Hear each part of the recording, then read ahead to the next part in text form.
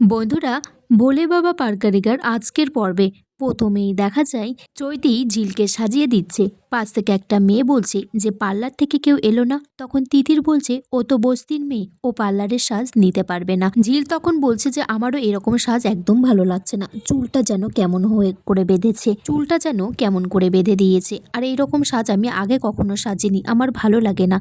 ঝিল বলছে আমাকে এইভাবে সাজিও না, আমি এইভাবে একদম চলতে পারবো না।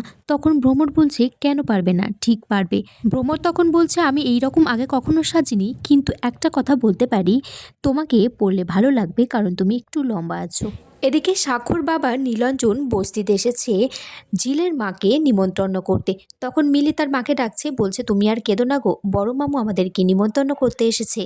স্বাক্ষর বাবা নীলাঞ্জন তখন বলছে যে আমি তো ভেবেছিলাম সাক্ষ্য এসে তোমাদেরকে বলবে, ও যখন এলোই না, ওর বাবা হিসেবে তো আমার কর্তব্য তোমাদেরকে নিমন্ত্রণ করা, তাই আমি তোমাদের কাছে ক্ষমা চাইছি, কিছু মনে করো না। স্বাক্ষর বাবা তখন ঝিলের মাকে বলছে যে আমি তো এই বস্তির অন্য কাউকে আর চিনি না, তাই তোমার দায়িত্ব সবাইকে বলার আর নিমন্ত্রণ করার। মিলি তখন স্বাক্ষর বাবাকে বলছে আমরা যদি যাই তাহলে আমাদেরকে আবার অপমান করবে না তো। তখন মিনু বলছে মিলি তুই এরকম কেন বলছেন, উনি তো মান্যিগুণী মানুষ, উনি এতবার এখানে এসে হাত জোর করে আমাদের কাছে ক্ষমা চেয়ে নিমন্ত্রণ করছে। ঝিলের মা তখন স্বাক্ষর বাবাকে বলছে আপনি ওদের কথায় কিছু মনে করবেন না, ওদের খালি কথায় কথায়।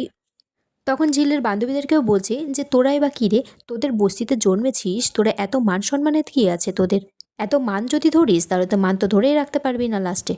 এদিকে তিতির ঝিলকে বলছে তুমি কিন্তু আমাকে খুব বাজে বাজে কথা বলেছো, অপমান করেছো, মিথ্যে দোষ দিয়েছো, আর এখন বলছো আমি তোমাকে অপমান করছি। ঝিল তখন তিতিরকে বলছে করছো তো, তুমি তো অসভ্যের মতোই ব্যবহার করছো। চৈতি বলছে ঝিল তুমি চুপ করো, আর বাকিদেরকে বলছে এই ঘর থেকে চলে যেতে, না হলে সে ঠিকঠাকভাবে ঝিলকে সাজাতেই পারছে না। আর তাছাড়া সাক্ষ্য তখন বলবে পরে যে চৈতি তোকে একটা দায়িত্ব দিয়েছি, তুই সেটাও করতে পারলি না, বাকি কাজেরও দায়িত্ব ও আমাকে দেবে না। তখন তিতির বলছে চৈতিদি তুমি ভালো বলে এসেছো দাদা ভাইয়ের বিয়েতে, আর ঝিলকেও সাজিয়ে দিচ্ছ, আমি হলে তো এগুলো কিছুই করতাম না। ঝিল তখন বলছে আমি তোমাদের মতো এত ভালো সাজতে বুঝতে পারি না, তোমাদের মতো আমার ড্রেসিং সেন্সও নেই, কিন্তু তোমাদের থেকে সাজটা আমার বেশিই ভালো। মিলি তখন বলছে ওই বাড়িতে গেলে আমাদেরকে ছোট লোক বলে অপমান করে।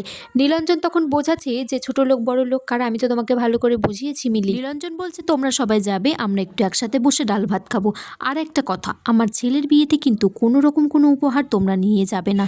এদিকে ভ্রমরও বলছে যে ঠিক আছে, সমস্ত দায়িত্ব তাহলে চৈতিদিকেই দিয়ে দিই সাজের ব্যাপারটা, আর দাদা ভাইকেও একটু বলি যে দেখে যেতে।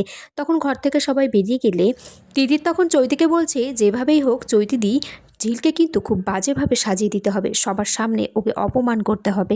তখন চৈতি বলছে বেশি তাড়াহুড়ো করো না, সবটা আমার উপর ছেড়ে দাও, আমি ঠিক দেখে নেব। এদিকে স্বাক্ষর বাবা ঝিলের মাকে বলছে আমাদের বাড়িতে ঝিলের মতোরই একটা বউয়ের দরকার ছিল, বাড়ির সবাইকে একদম সিধে করে দিয়েছে। ঝিলের মা তখন বলছে না না বড় মামু, একদম কিন্তু আপনি ওর কথা শুনবেন না, ও যা বলবে তাই একদম শুনবেন না। ঝিলের মা এটাও বলছে যে ওই বাড়িতে অনেক মান্যিগুণী মানুষ আছে, ওই বাড়ির মানুষদের কথা শুনেই তোকে চলতে হবে।